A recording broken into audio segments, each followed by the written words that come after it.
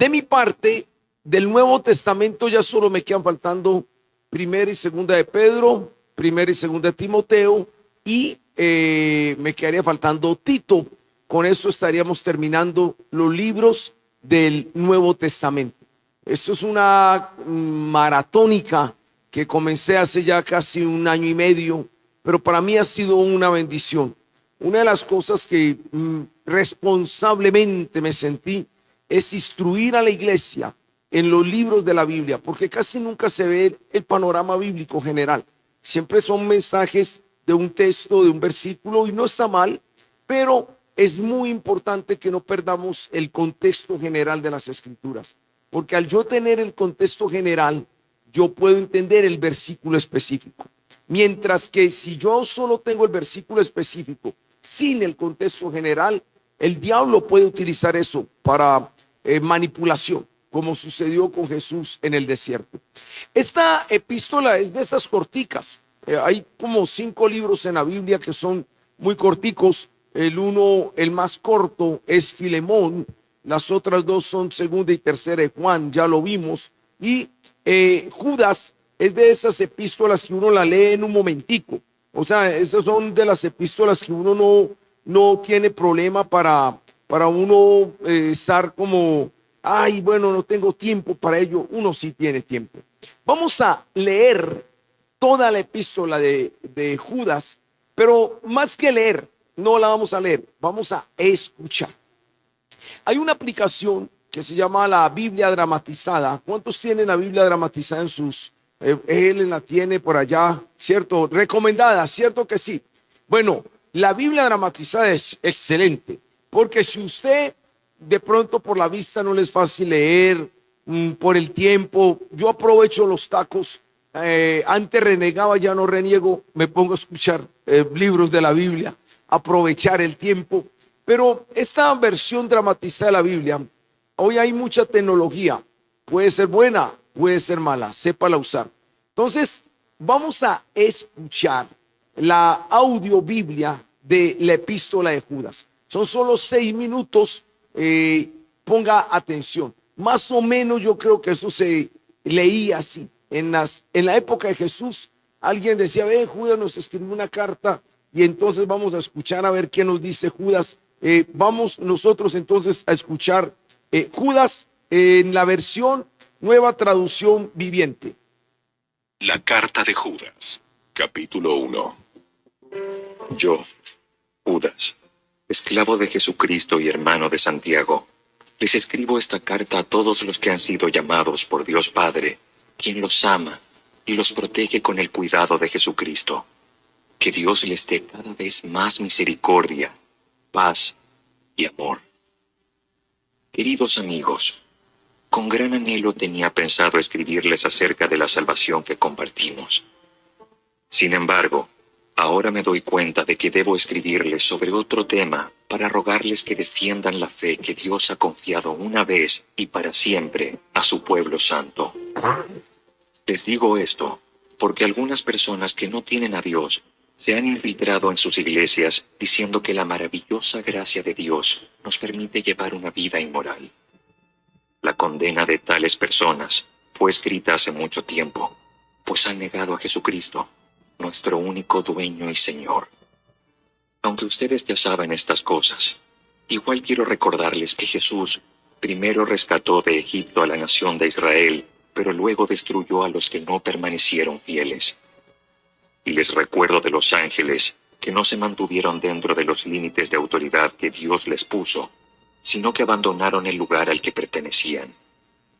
Dios los ha tenido firmemente encadenados en prisiones de oscuridad, en espera del gran día del juicio.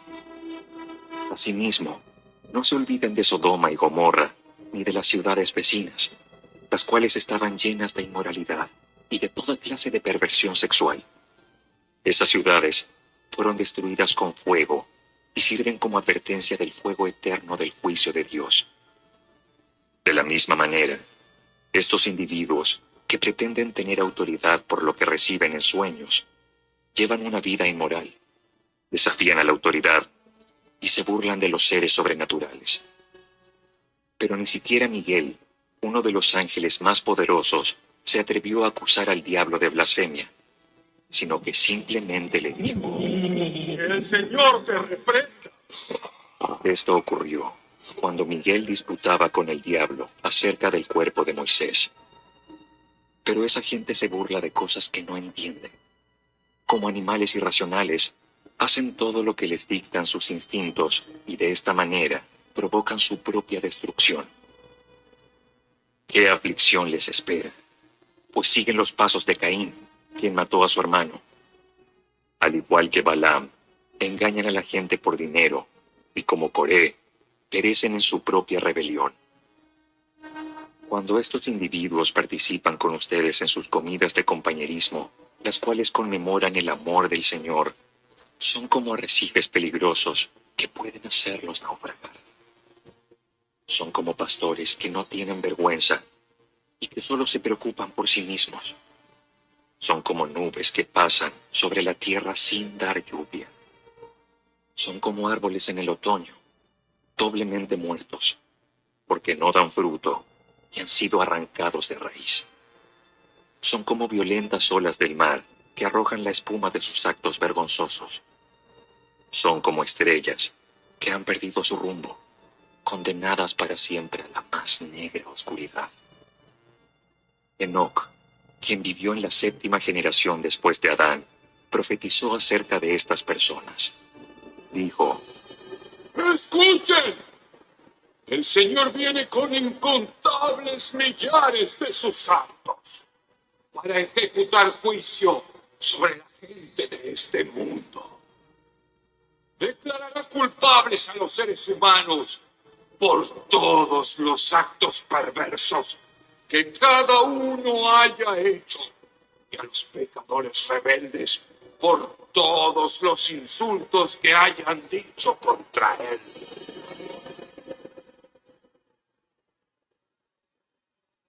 Estos individuos son rezongones. Se quejan de todo y viven solo para satisfacer sus deseos. Son fanfarrones que se jactan de sí mismos y adulan a otros para conseguir lo que quieren. Pero ustedes, mis queridos amigos, deben recordar lo que predijeron los apóstoles de nuestro Señor Jesucristo. Ellos les advirtieron que en los últimos tiempos habría gente burlona cuyo objetivo en la vida es satisfacer sus malos deseos. Estos individuos son los que causan divisiones entre ustedes. Se dejan llevar por sus instintos naturales porque no tienen al Espíritu de Dios en ellos. Pero ustedes, queridos amigos, deben edificarse unos a otros en su más santísima fe, orar en el poder del Espíritu Santo y esperar la misericordia de nuestro Señor Jesucristo, quien les dará vida eterna. De esta manera, se mantendrán seguros en el amor de Dios. Deben tener compasión de los que no están firmes en la fe. Rescaten a otros arrebatándolos de las llamas del juicio. Incluso a otros, muéstrenles compasión, pero háganlo con mucho cuidado, aborreciendo los pecados que contaminan la vida de ellos. Y ahora, que toda la gloria sea para Dios, quien es poderoso para evitar que caigan, y para llevarlos sin mancha y con gran alegría a su gloriosa presencia. Que toda la gloria sea para Él, quien es el único Dios, nuestro Salvador por medio de Jesucristo, nuestro Señor. Toda la gloria, la majestad, el poder y la autoridad le pertenecen a Él desde antes de todos los tiempos, en el presente y por toda la eternidad. Amén. Amén. ¿Cómo les pareció? Chévere, ¿cierto? Esa es una forma diferente de escuchar la Biblia. Gracias a Dios por la tecnología. Y yo les animo mucho a que ustedes, de una u otra forma, hoy no hay excusa para decir no podemos leer la Biblia. Con toda la tecnología que tenemos, herramientas para estudiar la Biblia, más que nunca nosotros debemos ser buenos estudiantes de la palabra del Señor. Hay una paradoja. Es cuando más fácil podemos estudiar la Biblia y es cuando la iglesia menos está estudiando la Biblia. No debiera ser así. Pero mis hermanos, nosotros como iglesia estamos muy empeñados para ello. tenemos un grupo de 120 personas que están haciendo la teología ministerial y ya se graduaron otros 108. O sea, nuestro deseo es que cada día crezcan en las escrituras. El próximo estudio que vamos a hacer en los grupos Gosén, lo empezamos en mayo, va a ser la vida de Jesús basada en el Evangelio. Un interesante estudio. Eso nos va a llevar por ahí un año o más. Si usted quiere aprender de esto, también le invitamos a que forme parte de un grupo Gosén. Entonces, hermanos, estamos muy empeñados en esto. Pregunta del millón. Este Judas, ¿cuál era la actitud o más bien el espíritu que tenía al escribir esta epístola? ¿Estaba preocupado? ¿Estaba contento? ¿Estaba animando? ¿Cuál era el espíritu que él tenía? Estaba muy preocupado. De hecho, si usted mira el texto, vamos a mirar la Reina Valera. Ahí ustedes ya pueden abrir en su versión Reina Valera. Si usted mira la Reina Valera, usted va a ver que en el versículo 3, él dice: yo les iba a escribir a ustedes, mire cómo dice el 3, amados, por la gran solicitud que tenía escribiros acerca de nuestra común salvación, me ha sido necesario escribiros exhortándoos que contendáis ardientemente por la fe que ha sido una vez dada a los santos. Él tenía una intención. Él iba a hablar sobre la común salvación. Pero de un momento a otro Judas notó y dijo: no, yo no les puedo hablar de la común salvación. Porque es que yo estoy notando algo en la iglesia, estoy notando algo en los santos, y yo prefiero decirles, advertirles de esto que ponerme a hablar de la común salvación. Y entonces es cuando Judas empieza a decir: por favor, contiendan ardientemente por la fe que una vez ha sido dada a los santos. Si usted quiere subrayar palabras claves en la epístola, el contender ardientemente es una de las palabras. Esta es una palabra clave. La pregunta es: ¿por qué él nos estaba instando a que contendiéramos ardientemente por la fe? ¿Qué era lo que estaba pasando? Según el texto, se lo vuelvo a leer, versículo 4. Porque algunos hombres han entrado encubiertamente, los que desde antes habían sido destinados para esta condenación, hombres impíos que convierten en libertinaje la gracia de nuestro Dios y niegan a Dios, el único soberano, y a nuestro Señor Jesucristo. Dígame, ¿cuál era la preocupación de él? Que había un grupo de personas que encubiertamente estaba metiendo doctrinas que estaban dañando la fe de Dios. Si quiere subrayar otra palabra clave en la epístola, es encubiertamente. La primera es contender ardientemente, pero la segunda es encubiertamente. ¿Sabe? Ya lo hablamos en las epístolas a los tesalonicenses, sobre todo en la segunda, cuando hablamos del hijo de perdición. Pero a mí me preocupa esa palabra, encubiertamente, porque me da a entender, no es tan fácil de notar, no es tan fácil de pillar. Eso que él advierte no está a simple vista que uno lo note, pero él dice, está tan sutil, está tan despistado, y eso está dañando la fe que una vez fue dada a los santos. Por eso la segunda palabra es encubiertamente. La primera era contendáis ardientemente. No olvide estas dos palabras. Y entonces el autor empieza a decir tres males y tres ejemplos. Usted lo está viendo ahí en el gráfico.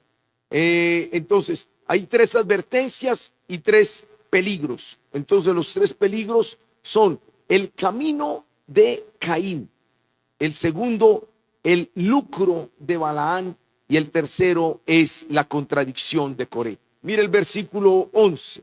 Versículo 11 dice: ay de ellos, porque han seguido el camino de Caín, y se lanzaron por lucro en el error de Balaán, y perecieron en la contradicción de Coré. Mi hermano, si usted no es un lector de la Biblia, usted va a quedar aquí, como dicen por ahí, sano. Usted, para entender lo que él está diciendo, usted tiene que haber leído otras partes de la Biblia. Por ejemplo, para usted entender el camino de Caín, ¿qué tiene que haber estudiado? Génesis capítulo 4, cuando Caín mató a Abel y toda la historia. Para usted entender el lucro de Balaán, ¿qué tiene que haber estudiado? Números 22 al 24, la historia de Balaán. Y para usted entender la contradicción de Coré, ¿qué tiene que haber estudiado? Números capítulo 13 al 16, donde se habla de la contradicción de Coré. Por eso les digo, la Biblia no puede leerse por versículos, porque si usted no conoce el contexto, muchos de estos pasajes a usted le pasan lo mismo. Pero yo tengo que aprender a entender esto. Judas, de las epístolas, es una de las más corticas, pero para usted entender todo lo que él dice, tiene que haber leído un montón de cosas en la Biblia, porque si no, no la va a entender. Va a entender por qué el diablo peleaba por el cuerpo de Moisés, que ahí se menciona. Y usted dirá, ¿por qué el diablo estaba peleando por el cuerpo de Moisés? Usted debe entender otros pasajes en la Biblia para entender esto. Debe entender entonces lo otro para mirar cuáles son esos males. Vamos a ver cada uno de sus males. ¿Cuál fue el camino de Caín? Si yo le dijese a usted, ¿cuál fue la principal característica de Caín? ¿Usted qué me diría? ¿Por qué lo conocemos? La envidia. ¿Y la envidia qué lo llevó? A matar al hermano.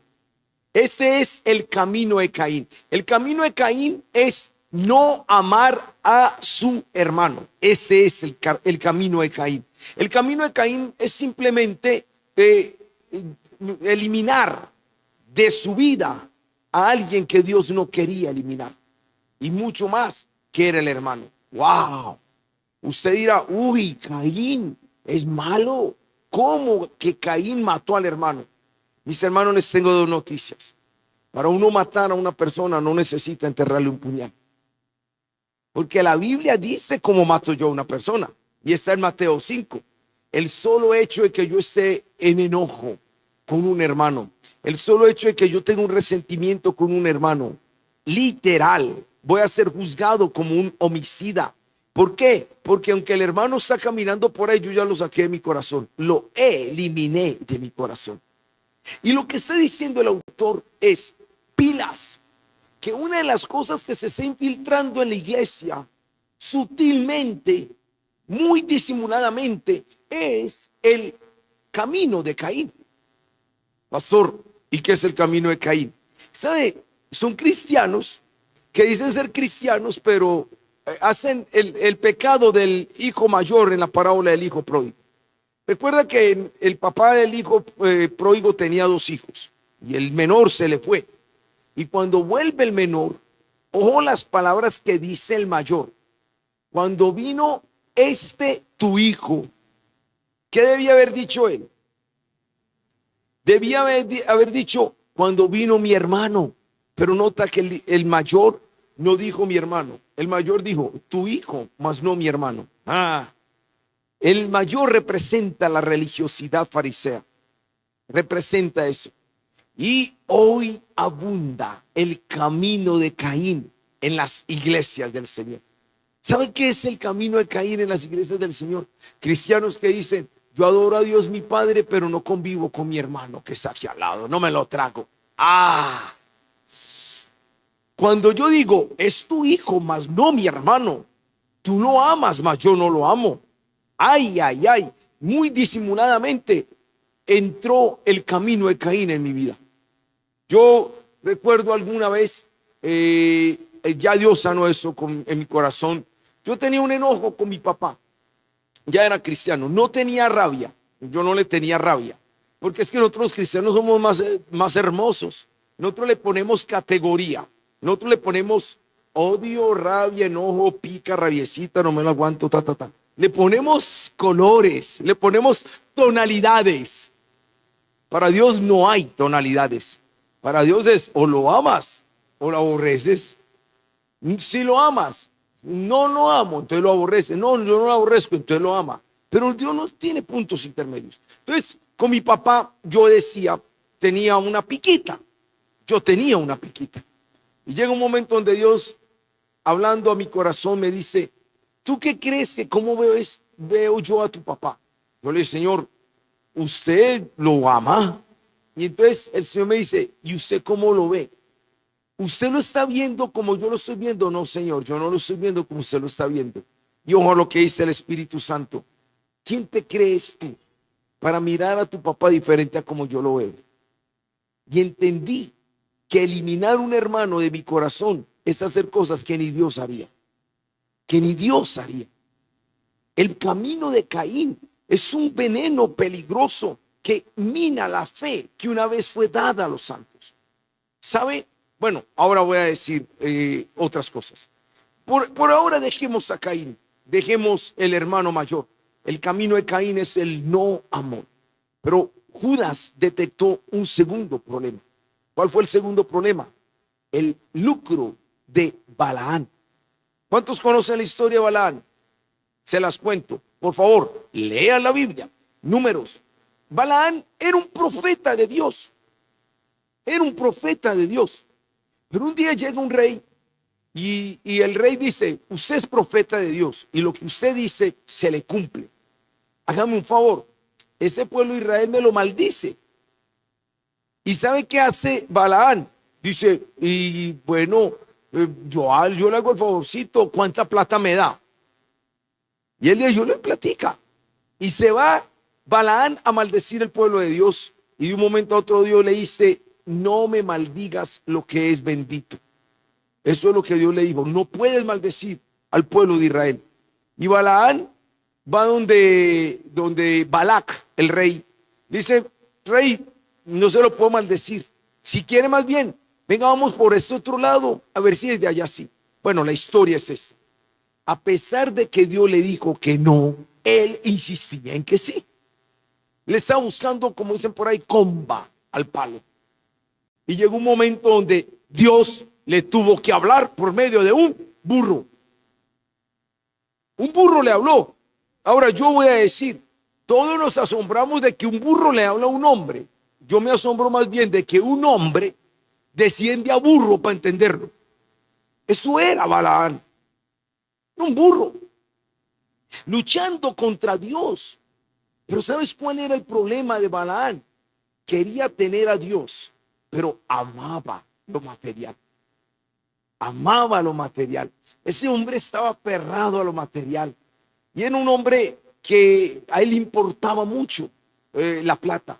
Y la plata a veces le importaba más que las cosas espirituales. Ustedes dirán, ay, pastor, eso pasaba por allá. Eso era solo por allá. Por allá.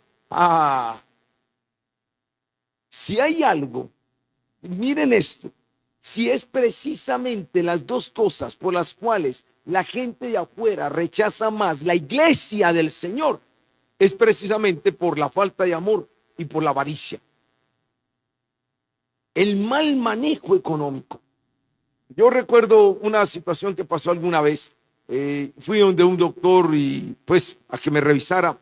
Y cuando me hice profesión, yo ya sané eso. Les confieso que ese día el Señor me llevó a sanar, porque yo a veces no sabía si decía pastor o decía, bueno, yo estudio arquitectura, entonces digo más bien esto. No quería decir pastor. ¿Sabe por qué? Porque cada vez que yo digo pastor, no, mejor dicho, hoy pastor en Colombia es sinónimo de ser un ladrón. Y yo le dije al doctor, pastor, y me dijo, pastor, vos debes estar tapado en la plata. Yo lo miré y le dije, ¿por qué? Yo, no, ustedes con esa explotadera del diezmo, mejor dicho, eso da platica. La verdad, me sentí ofendido. Y yo le respondí con sarcasmo también. Yo le dije, entonces con el perdón que usted se merece, usted debe ser homosexual. Y él me dijo, ¿por qué? Porque yo conocí un doctor que era homosexual. Y él me dijo, no juzgues un gremio por una persona. Entonces yo lo miré y yo le he bien dicho, no me juzgue un gremio por una persona. Doctor, le voy a decir una cosa. Es verdad, yo conozco pastores que son ladrones, son ávaros. miran solo la plata, que los juzgue el Señor. Pero no todos son así. Es más, le dije, yo conozco, por el cargo que yo tengo, yo conozco muchos pastores y más del 90% de los pastores en Colombia, el 90% de los pastores en Colombia no tienen ni siquiera 2 salarios mínimos, no lo tienen. Le dije, cuando a usted le digan, esos pastores son unos ladrones, dígale, cuénteme, dígame 20. No son capaces de decirle 20. No le dicen 20. Solo le dicen, llegan a 10 nomás. Sí, pero es que en Colombia no son 10. Hay más de 10,000. ¿Por qué se fijan en esos que sí son ávaros en la fe? ¿Y por qué no se fijan en los otros que aún están dando de su vida para esto? Entonces le dije a él, si aquí hay algún doctor, esto lo va a honrar a usted. Yo le veo a doctor, si hay profesión en la que yo no me le mido nada para pagar, es un médico. A mí me ha tocado usar mucho los médicos. Como ya les dije, mi esposa más. Ya la conocen. Hola, doña Adriana, ¿cómo está? Me ha tocado usar mucho los médicos para operaciones grandes y todo. Y yo digo, si la vida de uno depende de que un médico lo opere y el médico le dice, tienes que vender la casa, uno le da la casa. Yo creo que es de las poquitas profesiones donde a uno no le duele invertir, no escatima, esa es la palabra, no escatima el dar. Y yo le dije a ese doctor, mire, yo no escatimo en un doctor, en un buen doctor que lo vaya a curar a uno, no escatimo lo que vaya a dar. Y le dije, ¿sabe qué es un pastor? Un pastor no solo repara el cuerpo para esta vida, sino repara el alma para la eternidad. Y si usted es digno de su salario, los pastores son dignos de su salario. Él dijo, hombre, sí, tiene la razón. Bueno, pero ¿por qué les digo esto? Porque es que lastimosamente el pecado de hoy en día es eso. Hoy hay un evangelio de no amor, camino de Caín, y un evangelio de lucro de Balaán, puro negocio, puro, no sé, avaricia, dinero, tantas cosas. Y no crea que eso solo se ve en los pastores. También se ve en las ovejas. Una vez yo prediqué esto. Imagínese que algún pastor de alguna iglesia en Colombia diga 500,000 pesos por alma que gane. Ay. Le cuento que ahí saldría más de un evangelista. Ahí sí evangelizarían. Pastor, vea, le gané a una persona 500,000 pesos y enseguida le traigo la otra. Entonces uno se hace la pregunta, entonces ¿qué importa más, la plata o las almas? Yo pensé que el que pensaba en plata era el que la tenía. Pero un día el Señor me dijo, a veces el que piensa más en plata es el que no la tiene. Porque el que no la tiene está pensando a toda hora cómo la consigue. Hay cristianos que las únicas oraciones que hacen son solo materiales. Señor, dame el par de zapatos que me falta. Señor, mira que falta lo del arriendo. No saben adorar, no saben pedir por el reino. Lo único que es, deme material. Y ustedes ya saben cuál es el negocio, socio. ¿Cuál es el negocio, socio? Buscad primeramente el reino de Dios y su justicia. Lo demás será añadido. Señor, que en la Comuna 6 vamos a hacer esa marcha por la familia. Señor, que las familias de la Comuna 6 se vuelvan a ti. Señor, que los esposos vuelvan a las esposas. Señor, que los jóvenes dejen esto. Señor, te pido por el reino. Cuando usted se preocupa por el reino, va a obtener lo otro. Pero cuando usted se preocupa por lo otro, ni obtiene lo otro, ni obtiene el reino. Pero estos son dos de los males. El camino de Caín y el lucro de Balaán. Aquí están. Pero viene el tercero. Ay. Les quiero decir que el tercero es el más peligroso. Y ya les voy a decir por qué. Es la contradicción de Coré. Pastor, ¿y cuál es la contradicción de Coré? Si usted va a Números, Coré era de la tribu de Leví. Y de un momento a otro Coré empezó a decir, ¿por qué Dios tiene que hablar solo por medio de Moisés? Moisés no es solo el único líder. Nosotros también somos de la tribu de Leví. Y además, mire que Moisés se casó con una negrita. No eran como que Coré era como racista, porque la esposa de Moisés era una cusita. Yo ahora le dije, Pedro ya se me fue. Pedro es el cusito de nosotros. Por aquí hay algunos cusitas. Entonces, entonces empezó una murmuración contra el líder, contra la autoridad. Y llegó un momento donde ya habían 250 que querían, no vamos a hacerle más caso a Moisés, Moisés dijo, Señor, ¿yo qué hago? Y el Señor dijo esto: cada tribu va a poner una vara. La vara que florezca es donde yo puse la autoridad. Y reverdeció la vara de Moisés. Dios diciendo, Él es la autoridad. ¿Sabe qué hizo Dios con los rebeldes? ¿Quién recuerda qué hizo Dios con los rebeldes? ¿Qué pasó? La tierra se abrió, se los tragó, porque Dios no tolerará la rebeldía a la autoridad. Y la contradicción de Coré es el no respeto a la autoridad. El camino de Caín, el no amor al hermano. El lucro de Balaán, un evangelio con avaricia y con cosas terrenales. Y la contradicción de Coré es el no honrar la autoridad. Mi hermano, si hay pecado que cometemos, este viernes estuve con mi grupo Gosén y estuvimos hablando precisamente de eso, porque la lección tenía que ver con el gobierno civil. Y hermano, si hay cosa donde pecamos, es en eso. La persona más maldecida de toda Colombia, la más maldecida, es Petro. La pregunta: ¿qué gobierno va a tener un maldecido por el pueblo? ¿Qué gobierno va a tener un maldecido por el pueblo? Va a tener un mal gobierno. Dijo alguien alguna vez, el pueblo merece los gobernantes que eligió. Si nosotros decimos, no sirve para nada, ¿se imagina si todas esas bocas que maldicen oraran? Porque la Biblia dice, ore por sus autoridades. Pastor, ¿sos petrista? No. Yo no estoy aquí defendiendo un partido político. Lo que yo estoy defendiendo es lo que dice la Biblia. La Biblia dice, ninguna autoridad es puesta si no es por Dios. Bueno o malo, nos guste o no nos guste. El Nerón que había en los tiempos de Pablo mochó la cabeza a muchos cristianos. Pablo lo mató un emperador, lo asesinó un emperador. A Jacobo lo asesinó un emperador.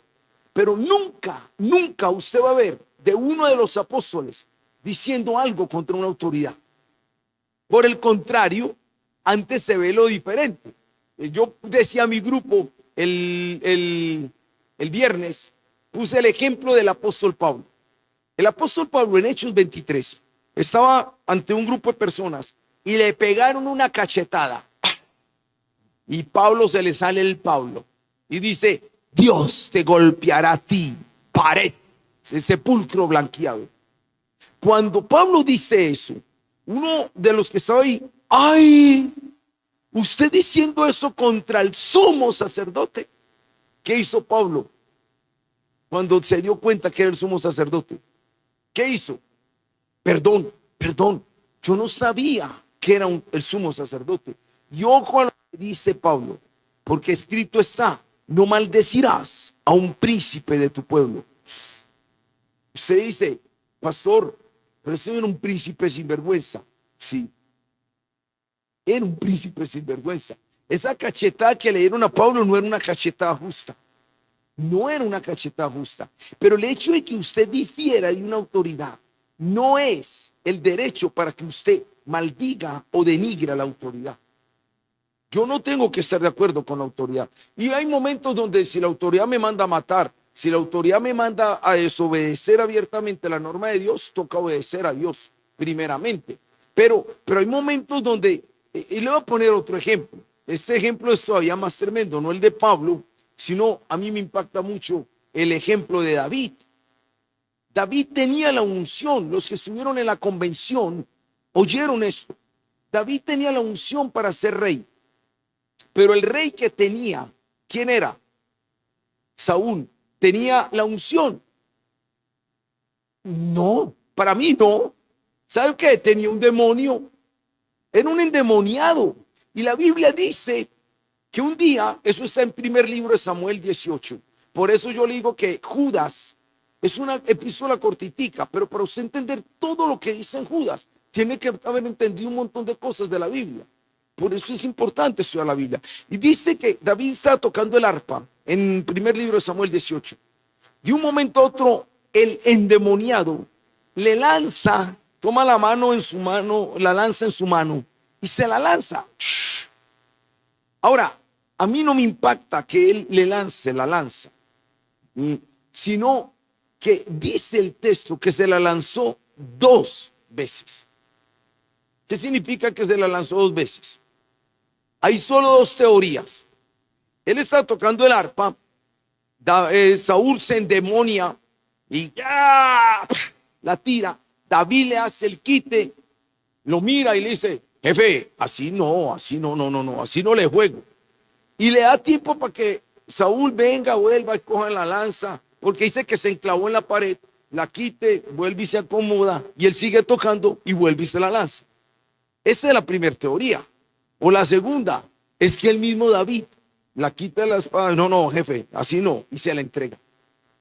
Ahora yo digo, ¿qué haría usted y qué haría yo? Con esa misma lanza le doy. Mucho más si yo tengo la unción para ser rey, porque él ya tenía la unción para ser rey. Pero David prefiere irse. Y en un momento, para mí es el más tremendo. Escuchen, iglesia, lo que les voy a decir. Ay. Lo que les voy a decir enseguida, en los próximos 5 minutos, es una lección que yo aprendí y estoy aprendiendo. No voy a decir que estoy dechado del todo. Tengo que, uy, Señor, perdóname. Pero mira esto. El mismo David, un día, estaba en la cueva y entra Saúl a hacer del cuerpo, a dar del cuerpo, y llega un momento donde David se acerca y le dicen los hombres de David: mijo, ahí lo coge y lo mata.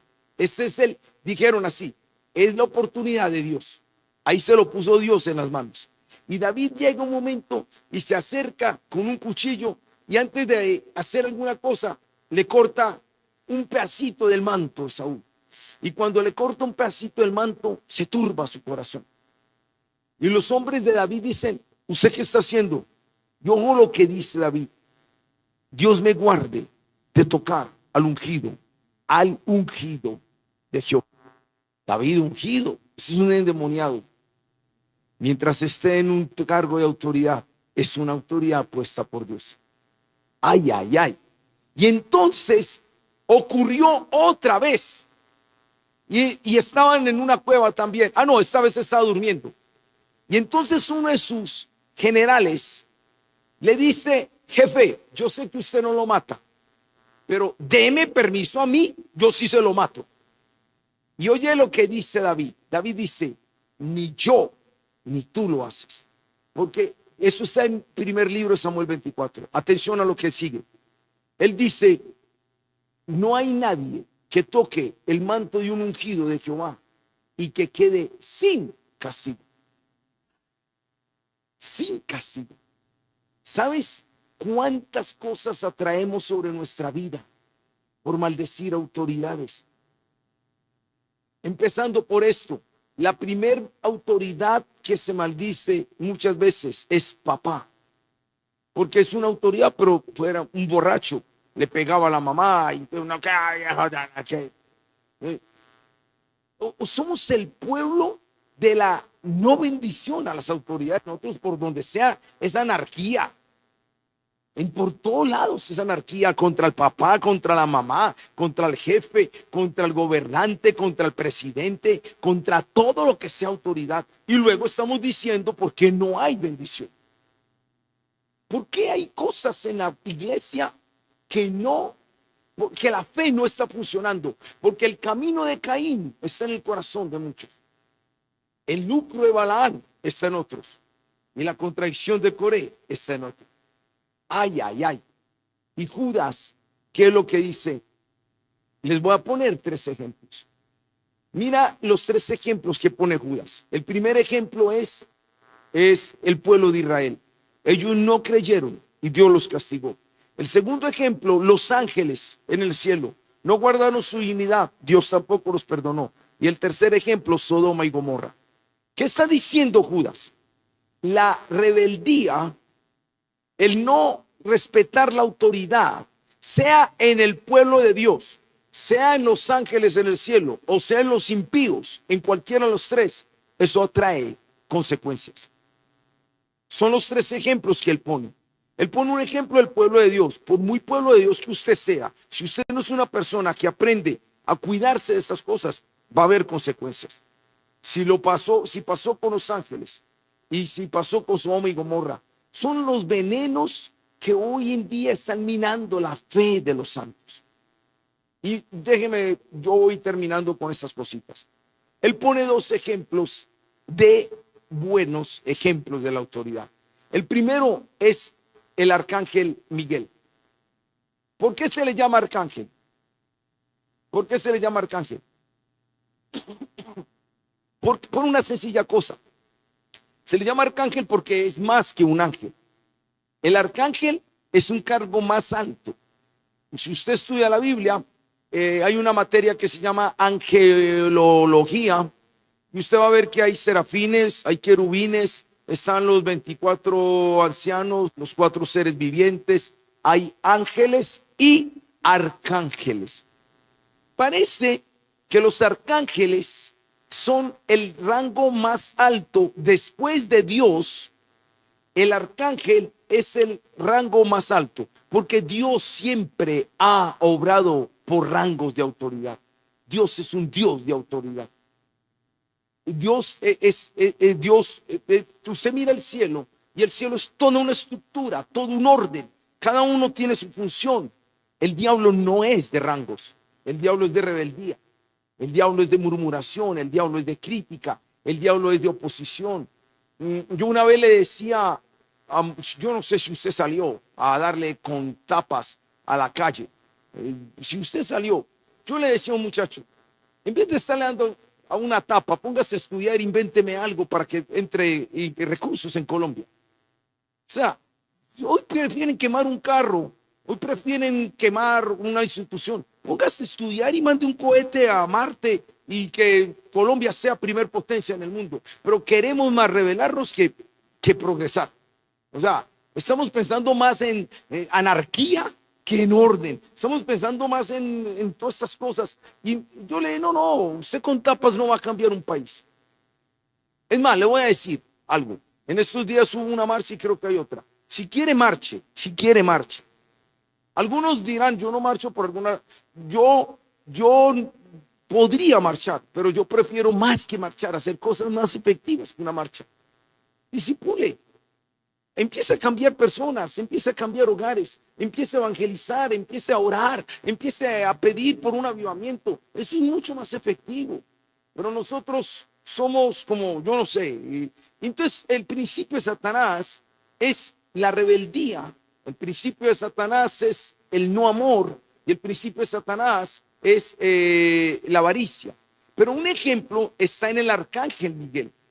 Porque según la Biblia, hay 3 arcángeles, solo hay 3, al menos la Biblia los menciona. ¿Cuáles fueron los ángeles de más rango que la Biblia menciona? Nombres: Gabriel, Miguel. ¿Sabe cuál fue el tercero? Lucero. Lucero, Gabriel y Miguel fueron los 3 arcángeles del Señor. Uno de ellos se rebeló, Satanás. Y cuando Satanás se revela, que estaba peleando por el cuerpo de Moisés. Ahora, esto sería otra predicación, pastor, ¿y cómo así que predicando por el cuerpo de Moisés? Hay 3 hombres en la Biblia que no tuvieron una muerte normal. Bueno, digo muerte, porque algunos ni siquiera murieron. Enoc fue llevado al cielo. Elías no murió, fue llevado al cielo. Y Moisés, dice Deuteronomio, que Dios lo enterró. Nadie se dio cuenta de dónde estaba Moisés. O sea, la pregunta es ¿por qué Dios, qué tenía el cuerpo de Moisés que Dios mismo se encargó de que nadie lo agarrara? Y cuando aparece en Judas que el diablo está peleando por el cuerpo de Moisés, algo tiene ese cuerpo. Entonces hay una teoría que los 2 testigos que aparecen en Apocalipsis, que van a hacer volver al pueblo de Israel, y según las señales que hay ahí en los dos testigos, dice que uno es capaz de hacer descender fuego del cielo y el otro es capaz de abrir las aguas. Entonces se cree que los dos testigos van a ser Moisés y Elías. Y por eso el diablo peleaba por el cuerpo de Moisés. Lo estaba reclamando. Pero nota la pelea. Miguel. Miguel, cuando estaba peleando con el diablo, siendo un ángel caído, el diablo, ¿qué es lo que dice Miguel? Yo no te voy a reprender. Usted tuvo un cargo igual que yo. Usted la embarró. Pero yo, aún con todo eso, yo voy a respetar su cargo y más bien que un cargo superior al mío lo reprenda, que el Señor te reprenda, Satanás. ¿Qué está diciendo Judas? Un ángel honrando la autoridad, si fuera una autoridad caída. Y mire lo que sigue diciendo. Ahora conmigo el 11 de Judas. Leámoslo. Dice, leámoslo dice el 10. No, leamos desde el 9. No, leámoslo desde el 8. No obstante, de la misma manera, también estos soñadores mancillan la carne, rechazan la autoridad y blasfeman de las potestades superiores. Pero cuando el arcángel Miguel contendía con el diablo, disputando con él por el cuerpo de Moisés, no se atrevió a proferir juicio de maldición contra él, sino que dijo, el Señor te reprenda. Pero estos blasfeman de cuantas cosas no conocen y en las que por naturaleza conocen, se corrompen como animales irracionales. ¿Sabe qué está diciendo Judas? Lo que no hacen los ángeles en deshonrar una autoridad, lo hacen los humanos. Hay humanos más irrespetuosos con una autoridad que los mismos ángeles. Y lo que está diciendo Judas, esto está destruyendo la fe. ¿Sabe qué destruye la fe? La falta de amor en la iglesia, la avaricia en la iglesia y la anarquía que hay en la iglesia. No respetamos las autoridades y eso trae sus consecuencias. Por eso él dice, luchen ardientemente contra la fe. La palabra ardientemente, Judas utiliza en su epístola 3 cosas que no se ven en ninguna parte de la Biblia. Primero, la palabra combatir ardientemente en griego es esa rara, epagonizomai. No se preocupe por la palabra rara, solo preocúpese por lo que significa epagon, es eso. La otra palabra que él utiliza que no está en la Biblia es encubiertamente, y la otra es el libro de Enoc. Pues el libro de Enoc no es un libro canónico, pero él menciona esto. Y es muy interesante porque la palabra epagonizomai es una palabra compuesta y una de ellas es agonía, agonizomai, de ahí se deriva agonía. Agonía significa lucha. Cuando una persona está en agonía, está luchando por la vida, agonía. En la Biblia aparece esa palabra lucha, pelea la buena batalla de la fe, o muchos son los que van por el camino ancho, esfuércense por entrar por el camino estrecho. Aparece la palabra agonizomai, o el reino de los cielos sufre violencia y los violentos lo arrebatan. Estas son palabras que significa esa lucha. Pero epa, de ahí se deriva la palabra epi. Palabras en español, epicentro, epidermis. Significa, epi es tomar el conjunto total y enfocarlo, cubrirlo. Eso es más o menos epi. Cuando él utiliza la palabra luche, pero de una manera completa, eso es lo que significa epa, esa palabra rara. No es simplemente pelee por pelear, sino entrénese para pelear, capacítese para pelear, esfuércese para pelear. No es simplemente, hay gente que quiere pelear solo yo he visto que hay gente que se agarra a pelear con otros por cuestiones de la Biblia y no sabe nada de Biblia. Yo digo, primero estudie la Biblia y agárrese a pelear. Porque si no sabe Biblia, ¿sabe qué? Si gana, pero gana con un puño, con una rabieta, ganó con todo menos con un argumento. Hoy somos felices peleando, no estudiando. Hoy somos felices contendiendo, pero no preparándonos. Y lo que está diciendo Judas es: iglesia, capacítate bien, entrénate bien, discierne bien, porque la fe está siendo minada. Y aprende de los malos ejemplos, Sodoma y Gomorra, Israel y Los Ángeles. Pero aprende de los buenos ejemplos. ¿Cuáles son los buenos ejemplos? Uno, el arcángel Miguel. Pero ¿sabe cuál es el segundo buen ejemplo? Y con eso termino. El mismo Judas. ¿Usted sabe quién era Judas? No era el apóstol. ¿Quién era Judas? Sí, por ahí lo dijeron. Si usted va a Mateo 13, los nombres de los hermanos medios de Jesús, ahí va a encontrar que él tenía dos hermanos medios. Uno se llamaba Judas y el otro era Jacobo. Ese Jacobo fue el que escribió la epístola de Santiago. Esa es la próxima que vamos a ver. Léanse Santiago, por favor, para la próxima. Entonces Santiago era el hermano medio de Jesús, pero este Judas era el otro hermano medio de Jesús. Y me fascina, siendo el hermano medio de Jesús, él no se presenta como el hermano medio de Jesús. ¿Cómo se presenta? Judas, siervo de mi hermano medio. Honraba la autoridad. Él aprendió a honrar la autoridad. ¿Quieres recibir bendición en tu vida? Mira, mi hermano, créeme, no soy un dechado, he tenido que pedir perdón.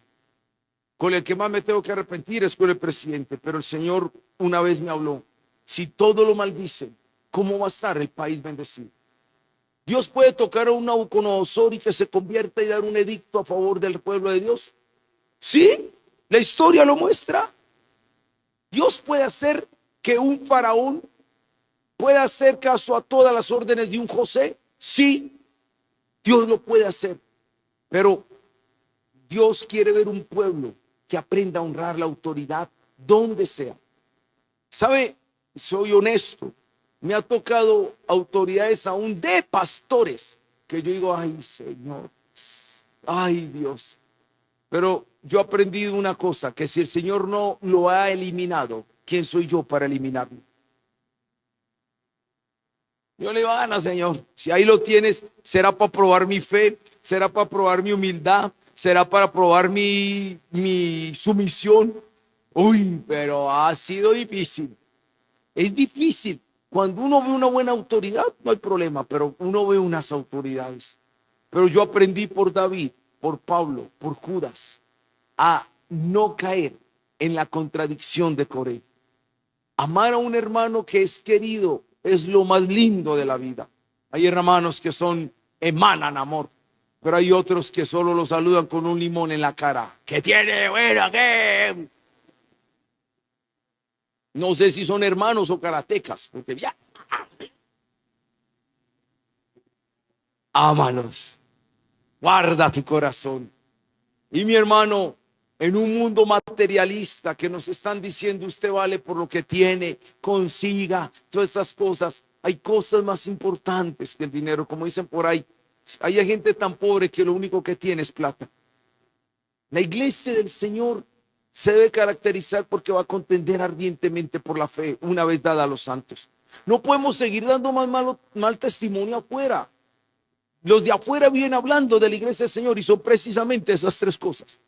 Son precisamente esas tres cosas. Que el Señor nos ayude a ser la familia de Dios que contiende ardientemente por la fe. Póngase de pie y vamos a orar al Señor. Por favor, empiece a traer bendición sobre su vida. No atraiga condenación, no atraiga maldición. Muévase en los principios de Dios, muévase en las normas de Dios. La fe que fue dada una vez a los santos no puede ser cambiada. No podemos volver la iglesia al Señor una guachafita. No podemos jugar a la iglesita. Tenemos que tener amor por esos principios que la palabra de Dios nos manda. Padre, hoy nos unimos a la preocupación de Judas. Un hombre que nos dio ejemplo de honrar la autoridad y que no solo nos dio ejemplo, sino también mostró con el arcángel Miguel un ejemplo de honra a la autoridad. Pero también nos dio advertencias de cómo cuando la autoridad no es honrada, entonces hay consecuencias que vienen. Señor, guárdanos de que la fe no sea minada. Muchas veces diciendo que somos cristianos, pero al hermano no lo vemos bien y nuestro corazón está cargado y herido y decimos somos hijos de Dios, pero no es mi hermano. No, este es el camino de Caín. Otras veces estamos tan preocupados por lo material y nuestra principal preocupación es lo material, y sin darnos cuenta estamos en el lucro de Balaam. Y peor aún, la contradicción de Coré, cuando hemos caído en el vicio, en la moda de denigrar de autoridades, de deshonrar autoridades, de promover la anarquía, la rebeldía, la rebelión. Y yo sé que eso no significa que debamos estar de acuerdo con cosas, pero que tengamos el ejemplo del arcángel Miguel, que el Señor lo reprenda.